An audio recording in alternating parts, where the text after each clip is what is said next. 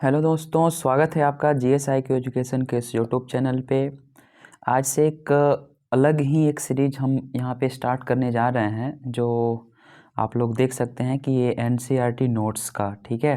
तो ये NCERT notes जो है 6 क्लास का NCERT, कौन सा NCERT है तो आप लोगों को बता दूं मैं कि ये जो NCERT है ये 6 क्लास की ओल्ड NCERT है, ठीक है, ओल्ड NCERT। तो आई थिंक आप लोगों को यूट्यूब पे कहीं नहीं मिलेगा, तो मैं सोचा हूँ कि इसका मैं नोट्स आप लोगों को करा दूँ। तो इसको कर लेने के बाद में आपको बुक पढ़ने की ज़रूरत, अगर टाइम है तो आप लोग बुक पढ़ सकते हैं, अगर नहीं तो आप नोट्स से भी केवल काम चला सकते हैं, ठीक है। तो NCERT की जो 6 सबसे पहले एक चीज़ बता दूं मैं कि ये ज़रूरी क्यों है और ओल्ड NCERT क्यों ज़रूरी है। न्यू भी पढ़ा जा सकता है, लेकिन ओल्ड NCERT में ये चीज़ है, जैसे कि मैंने जब दोनों बुक को देखा, न्यू वाले और ओल्ड वाले को, तो ओल्ड वाले में हमारा जो डेटा जो है और बहुत सारे कॉन्सेप्चुअल चीज़ों को ओल्ड वाले NCERT में डाला गया है। जैसे कि आप हिस्ट्री का देख सकते हो, आप ज्योग्राफी का देख सकते हो। नए वाले में क्या है, उसको इजी कर दिया गया है, डेटा है लेकिन आगे वाली क्लास में मिलेगा आपको। जो 6 क्लास में जो है वो आगे वाले क्लास में मिल जाएगा।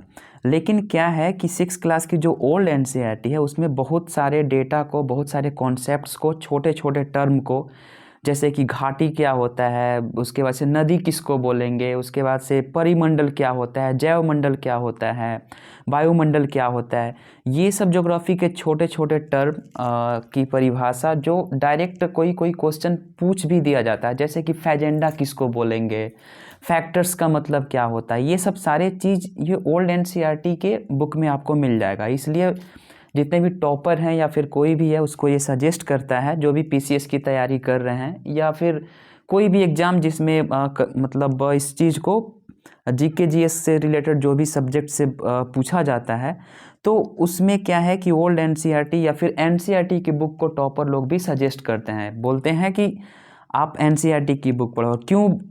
क्यों बोलते हैं पढ़ने के लिए, जब आप एक बार NCERT की बुक को पढ़िएगा तो समझ में आ जाएगा। अगर आपके पास टाइम है तो ओल्ड NCERT की बुक अगर आपको मार्केट में अवेलेबल है, अगर मिल जा रही है आपके शहर में, तो आप उसको ले करके पढ़ सकते हैं। नहीं तो यहाँ पे मैं आपको उसका नोट्स अवेलेबल करवा दे रहा हूँ, जो उसमें से जो महत्वपूर्ण जो टॉपिक, इम्पोर्टेंट टॉपिक जो है, जो कॉन्सेप्ट की चीज़ें हैं, उसको मैं यहाँ पे करवाने जा रहा हूँ।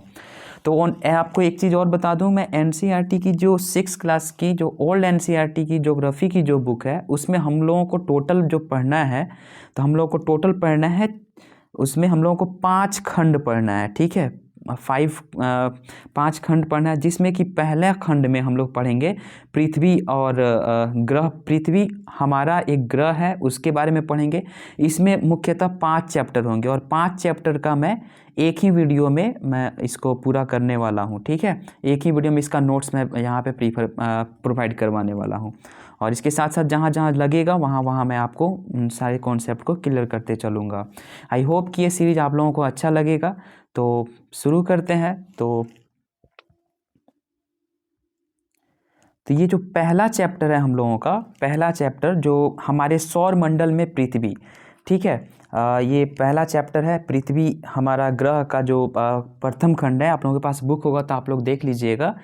तो उसमें पृथ्वी हमारा ग्रह, ये प्रथम खंड का नाम है, लेकिन उसमें चैप्टर जो है वो चैप्टर का नाम है हमारे सौर मंडल में पृथ्वी, ठीक है। तो जैसे कि जानते हैं कि सौर मंडल में हमारा एक सौर मंडल जो उसमें हमारा तारा, ग्रह, उपग्रह, इन सब सारे चीज़ों को सम्मिलित रूप से हम लोग सौर मंडल के नाम से पृथ्वी, मतलब जितने भी ग्रह हैं, तारा हैं, इन सब मिला करके हम लोग सौर मंडल का नाम देते हैं। तो एक टर्म यहाँ पे ये आता है कि तारा किसे कहेंगे, स्टार।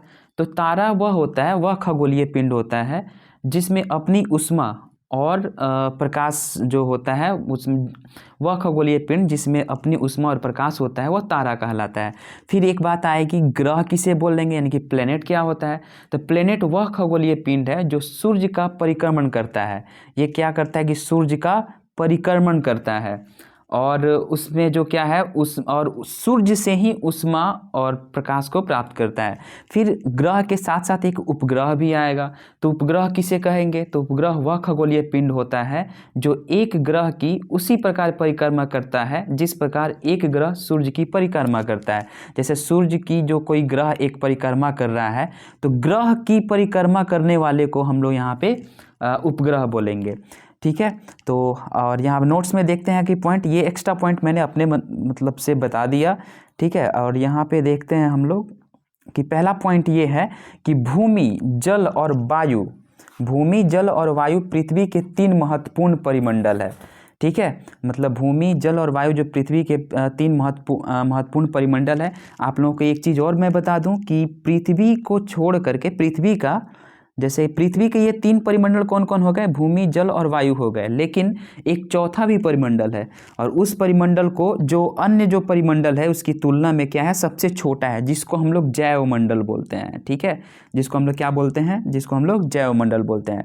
नेक्स्ट पॉइंट देखते हैं कि सूर्य, चंद्रमा और रात के समय आकाश में जगमगाते लाखों पिंड खगोलीय पिंड कहलाते हैं। इन्हें आकाशीय पिंड भी कहा जाता है।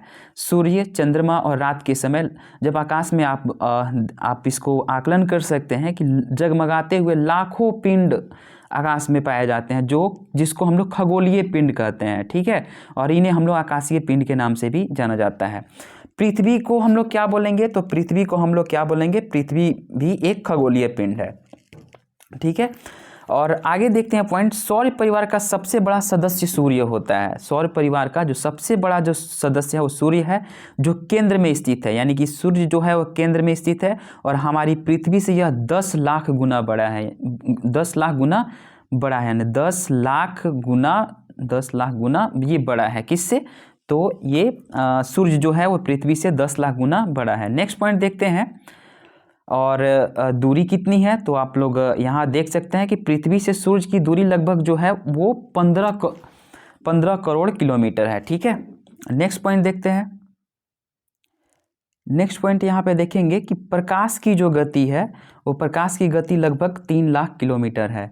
और नेक्स्ट पॉइंट ये है कि सूर्य का प्रकाश पृथ्वी पर लगभग 8 मिनट में पहुँचता है।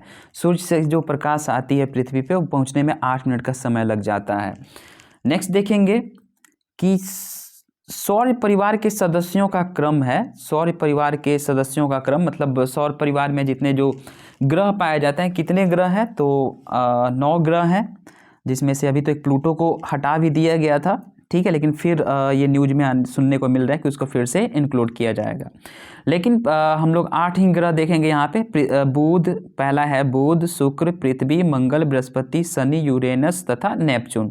ठीक है, तो इसको याद करने का यहाँ पे एक ट्रिक है, तो इसको अंग्रेजी में आप लोग याद रख सकते हैं कि my very efficient mother serves us for nut, यानी कि M4 हो गया मार्स, मरकरी हो गया, मरकरी का मतलब बुध, V से वेनस, E से हो गया अर्थ, M से हो गया मार्स, S4 हो गया सैटर्न, और U से यूरेनस, और N4 हो गया नेपच्यून।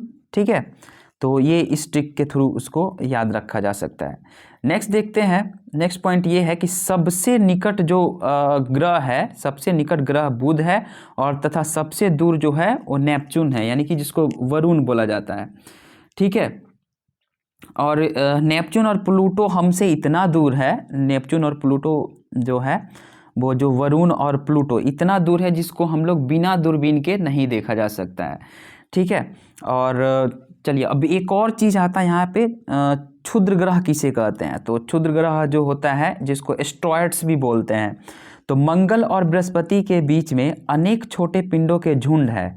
मंगल और बृहस्पति के बीच में अनेक छोटे पिंडों के झुंड हैं। पिंडों के ये झुंड भी सूर्य की परिक्रमा कर रहे हैं, इन्हें क्षुद्र ग्रह कहते हैं। ठीक है, तो क्षुद्र ग्रह किसे कहेंगे? तो मंगल और बृहस्पति के बीच में अनेक छोटे पिंडों का जो एक झुंड है, और ये जो झुंड है ना, ये पिंडों का जो झुंड है ये भी सूर्य की परिक्रमा कर रहे हैं, तो इन्हें हम लोग क्षुद्र ग्रह कहेंगे। नेक्स्ट देखते हैं कि पृथ्वी जो है, पृथ्वी सूर्य से दूरी के क्रम में तीसरा स्थान पे है, यानी कि कौन सा है? पहले बुध है, फिर क्या है? शुक्र है, फिर क्या है, पृथ्वी है, सूर्य हो गया, फिर बुध हो गया, फिर शुक्र हो गया, फिर क्या हो गया, फिर अर्थ पृथ्वी हो गया। ठीक है, तो ये सूर्य से दूरी के क्रम में ये तीसरा स्थान है। आकार की दृष्टि से पृथ्वी का स्थान जो है वो 5वां है, यानी कि आकार की दृष्टि से देखा जाए तो पृथ्वी का जो आकार है वो 5वां है। एक और पॉइंट यहाँ पे मैं बता दे रहा हूँ यहाँ पे कि जो सौर परिवार के जितने भी ग्रह हैं वो सूर्य की परिक्रमा करते हैं, और ये जो परिक्रमा जो करते हैं, ये जो इसकी परिक्रमा करने का जो पथ है वो दीर्घवृत्ताकार है। ठीक है, ये दीर्घवृत्ताकार है, मतलब टोटल जो गोला नहीं है। ठीक है, एक ये दीर्घवृत्ताकार है, ऐसे इस शेप में है। ठीक है, तो एक सेकेंड, ये इस शेप में है। ठीक है, ये इसको दीर्घवृत्ताकार है। ठीक है, और इस परिक्रमा जिस पे ये सारे ग्रह जो परिक्रमा करते हैं, इस परिक्रमा जो दीर्घवृत्ताकार जो पथ है, जो रास्ता है, इसको हम लोग कक्षा बोलते हैं। ठीक है, परिक्रमा करते हुए उन सब की जो दिशा जो है वो एक ही रहती है, एक ही दिशा में ये लोग मतलब परिक्रमा करते हैं। लेकिन जो शुक्र और यूरेनस है वो विपरीत दिशा में वो करते हैं। ठीक है, शुक्र और यूरेनस को छोड़कर अन्य सभी जो ग्रह हैं घूर्णन और परिक्रमण जो है दोनों एक ही दिशा में करते हैं। ठीक है, नेक्स्ट पॉइंट देखते हैं। यहाँ पे हमारे सौर परिवार में 44 उपग्रहों की खोज हो चुकी है। जब तक ये बुक पब्लिश हुई थी तब तक 44 उपग्रहों की खोज हो चुकी थी सौर परिवार में। नेक्स्ट है कि चंद्रमा का व्यास पृथ्वी के व्यास का लगभग 1/4 है। जो चंद्रमा का व्यास है वो, चंद्रमा क्या है, पृथ्वी का एक उपग्रह है, तो चंद्रमा का जो व्यास है वो पृथ्वी के व्यास का लगभग 1/4 है। नेक्स्ट पॉइंट देखते हैं कि पृथ्वी से चंद्रमा की दूरी लगभग 3,84,000 किलोमीटर है। पृथ्वी से और चंद्रमा की अगर दूरी देखा जाए तो 3,84,000 किलोमीटर है। चंद्रमा द्वारा परावर्तित प्रकाश हम तक सवा सेकेंड में पहुंचता है। चंद्रमा के द्वारा जो मतलब वो परावर्तित प्रकाश होता है वो हम तक चंद्रमा तक परावर्तित प्रकाश हम तक सवा सेकेंड में पहुंचता है। नेक्स्ट पॉइंट देखते हैं कि चंद्रमा पृथ्वी की परिक्रमा 27 दिन और 8 घंटे में पूरी करता है। नेक्स्ट देख लेते हैं, लाखों तारों के समूह को मंदाकिनी कहते हैं। लाखों तारों के समूह को हम लोग मंदाकिनी के नाम से जाना जाता है, और हमारी मंदाकिनी का जो नाम है वो आकाशगंगा है। क्या है हमारी मंदाकिनी का नाम? तो आकाशगंगा है। संपूर्ण ब्रह्मांड में शायद लाखों मंदाकिनियाँ हैं, अभी तक इसको फाइंड नहीं किया जा सका है। ठीक है, नेक्स्ट देखते हैं, सूर्य के सबसे निकटवर्ती तारे हैं वो प्रैक्सिमा सेंटोरी का प्रकाश हम तक लगभग 4 वर्षों में पहुंच पाता है। 4 वर्ष में हम तक पहुंचता है। कि कौन सा निकटवर्ती तारा है? तो ये प्रैक्सिमा सेंटोरी, और उसका प्रकाश हम तक पहुंचता है 4 वर्षों में। नेक्स्ट देखेंगे अक्ष क्या होता है। तो अक्ष जो है उत्तरी ध्रुव और दक्षिणी ध्रुव, जैसे ये पृथ्वी हो गया तो ये ऊपर वाला जो भाग नॉर्थ होता है, नीचे वाला भाग साउथ होता है। ठीक है, तो ये एक काल्पनिक रेखा है। ठीक है, तो ये मतलब अक्ष क्या होता है? तो उत्तरी ध्रुव और दक्षिणी ध्रुव को मिलाने वाली जो काल्पनिक रेखा होती है जिस पर पृथ्वी घूर्णन करती है उसको हम लोग अक्ष बोलते हैं। ध्रुव किसे बोलेंगे? उस काल्पनिक अक्ष के दोनों सिरे जिस पर पृथ्वी घूर्णन करते हैं उसको हम लोग ध्रुव बोलेंगे। और फिर नेक्स्ट देखते हैं कि अक्षांश वृत्त। आप लोग जब इस बुक को पढ़िएगा तो इसमें ये सब सारा जो है ना इम्पोर्टेंट पॉइंट है जो आप लोगों को जानना जरूरी है, इसलिए मैं यहाँ पे इस नोट्स के फॉर्म में इसको पढ़ा पा रहा हूँ। ठीक है, नेक्स्ट है कि अक्षांश वृत्त किसे बोलते हैं? विषुवत वृत्त के समांतर खींचे गए काल्पनिक वृत्त। ठीक है, तो जैसे कि एक पृथ्वी हो गया, ठीक है, और इसके बीच में एक इक्वेटर जिसको विषुवत रेखा बोलते हैं। ठीक है, तो विषुवत वृत्त के समानांतर खींचे गए जो मतलब अब इसके समानांतर ये रेखाएं हो गई, ये वाली रेखाएं हो गई, तो ये क्या हो गया? इसको हम लोग बोलेंगे अक्षांश वृत्त बोलेंगे। ठीक है, ये काल्पनिक रेखा है, ऐसा मत समझ जाइएगा कि पृथ्वी पे ये लाइन को खींचा गया है, ऐसा नहीं है, ये काल्पनिक रेखा है। ठीक है, इसको समझने के लिए आप लोग ग्लोब को देख सकते हैं। फिर आता है देशांतर रेखाएं किसे बोलेंगे? तो एक ध्रुव को दूसरे ध्रुव से मिलाने वाली काल्पनिक वृत्त जो होती है उसको हम लोग बोलते हैं देशांतर रेखाएं। जैसे देशांतर रेखाएं ये ये देशांतर रेखाएं हो गई, फिर ये आगे पीछे दोनों की तरफ ये खींचा गया है। ठीक है, इसको समझने के लिए आप लोग ग्लोब को देख सकते हैं। नेक्स्ट देखते हैं, सोवियत संघ में 11 मानक समय। मानक समय क्या होता है? तो मानक समय जिससे हम लोग मतलब हम लोग क्या करते हैं, हम लोग समय का निर्धारण करते हैं। जैसे पृथ्वी को 24 समय क्षेत्र में यानी 24 टाइम जोन में बांट दिया गया है। प्रत्येक समय क्षेत्र में 15 डिग्री देशांतर आते हैं। प्रत्येक क्षेत्र के बीच में 1 घंटे का अंतर होता है। नेक्स्ट देखते हैं कि पृथ्वी अपने अक्ष पर घूमती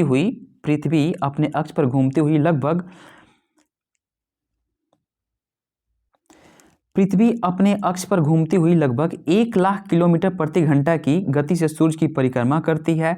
इस परिक्रमा को पूरा करने में लगभग 365 दिन 6 घंटे लगते हैं। 365 दिन 6 घंटे लगते हैं।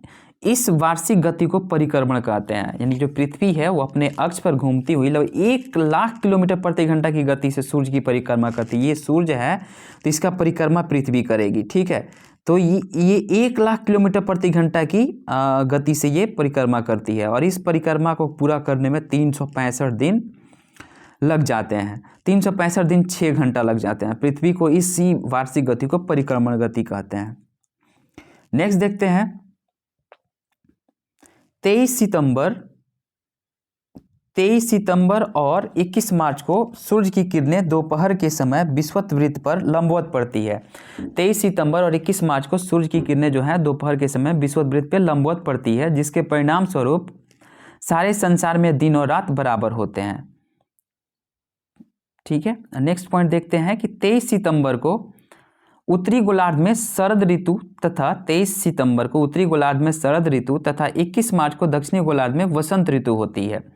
नेक्स्ट पॉइंट देखते हैं कि पृथ्वी के घूर्णन के कारण दिन तथा रात एवं परिक्रमण के कारण ऋतुएं बदलती है। ऋतुएं का मतलब क्या हुआ यहाँ पे ये पृथ्वी के जो घूर्णन गति है उसके साथ ही ये क्या होता है, दिन और रात होता है और परिक्रमण के कारण यहाँ की सीजन चेंज होती है, जिसको हम लोग मौसम भी बोल सकते हैं, ऋतुएं चेंज होती है। नेक्स्ट पॉइंट देखते हैं कि कर्क वृत्त किसे बोलेंगे। तो ये शॉर्ट फॉर्म में है कि कर्क वृत्त जो होता है विषुवत वृत्त से 23.5 डिग्री नॉर्थ के साइड में, इसको कर्क वृत्त बोलेंगे। मकर वृत्त किसे बोलेंगे? तो विषुवत वृत्त से 23.5 डिग्री दक्षिण में बोलेंगे। आर्कटिक वृत्त किसे बोलेंगे? विषुवत वृत्त से 66.5 डिग्री उत्तर। और अंटार्कटिक वृत्त बोलेंगे विषुवत वृत्त से 66.5 डिग्री दक्षिण। ये सब तो आप लोग लगभग पढ़ ही चुके होंगे, लेकिन इसमें इम्पोर्टेंट कोई ना कोई इसमें टॉपिक मिल जाएगा, कॉन्सेप्ट मिल जाएगा, इसलिए इसको वीडियो को स्किप मत कीजिएगा, देखते रहिएगा। जैसे कि आ ही गया, से महाद्वीप किसे बोलेंगे? तो महाद्वीप बोलते हैं हम लोग, उसको बोलते हैं जैसे समुद्र तल से उठे हुए पृथ्वी के विशाल भूखंड। जो समुद्र तल जो हमारा है उससे उठे हुए जो पृथ्वी के विशाल भूखंड, भूमि वाला जो खंड है उसको महाद्वीप बोलेंगे। कौन सा? तो समुद्र तल से ऊपर उठा हुआ। फिर नेक्स्ट पॉइंट आता है कि महासागर किसे बोलेंगे। तो महासागर होता है पृथ्वी स्थल को घेरे हुए विस्तृत जलाशय। जो पृथ्वी स्थल को आप लोग मैप देख सकते हैं, मैप में क्या है कि मैप में पृथ्वी जो स्थलीय क्षेत्र को घेरा हुआ जो विस्तृत जलाशय है उसको हम लोग महासागर बोलेंगे। नेक्स्ट देखते हैं, जैवमंडल जो होता है वो भूमंडल या स्थलमंडल प्लस जलमंडल प्लस वायुमंडल को मिला करके जो सम्मिलित रूप से जो बनता है उसको जैवमंडल बोलते हैं। भूमंडल क्या हो गया? तो भूमंडल में ये हो गया कि सैल किसे बोलेंगे? तो सैल जो होता है वो पत्थर और मिट्टी को मिला करके सैल का निर्माण होता है। वायुमंडल किसे बोलेंगे? तो वायु का जो आवरण को हम लोग वायुमंडल के नाम से जानेंगे। ठीक है, नेक्स्ट पॉइंट देखते हैं कि धरातल का लगभग 1/3 भाग ही भूमि है। 1/3 भाग भूमि है और 2/3 भाग जो है वो जल है। नेक्स्ट पॉइंट है कि समुद्र के जल स्तर को समुद्र तल बोला जाता है। समुद्र का जो जल स्तर होता है उसको समुद्र तल के नाम से जानते हैं। नेक्स्ट पॉइंट है कि समुद्र तल से माउंट एवरेस्ट की ऊंचाई 8,848 मीटर है, जो अब 8,850 मीटर के करीब में हो गई है। नेक्स्ट पॉइंट देखते हैं कि महासागरों में सबसे गहरा स्थान मैरियाना गर्त है, जो समुद्र तल से इसकी ऊंचाई जो लगभग है 11,022 मीटर है। नेक्स्ट पॉइंट देखेंगे कि महाद्वीपों की जो औसत ऊंचाई जो है वो समुद्र तल से 700 मीटर है। महाद्वीपों की औसत ऊंचाई समुद्र तल से 700 मीटर है, जबकि महासागरों की औसत गहराई समुद्र तल से 4,000 मीटर है। नेक्स्ट पॉइंट देखते हैं कि उत्तरी अमेरिका तथा दक्षिणी अमेरिका जो महाद्वीप है, उत्तरी अमेरिका तथा दक्षिणी अमेरिका महाद्वीप पनामा देश की पूर्वी सीमा पर मिलते हैं। उत्तरी अमेरिका पूरी तरह से उत्तरी गोलार्ध में है। नेक्स्ट देखते हैं, अंटार्कटिका जो है वो एक बड़ा महाद्वीप है, इसका क्षेत्रफल यूरोप और ऑस्ट्रेलिया के सम्मिलित क्षेत्रफल से ज़्यादा है।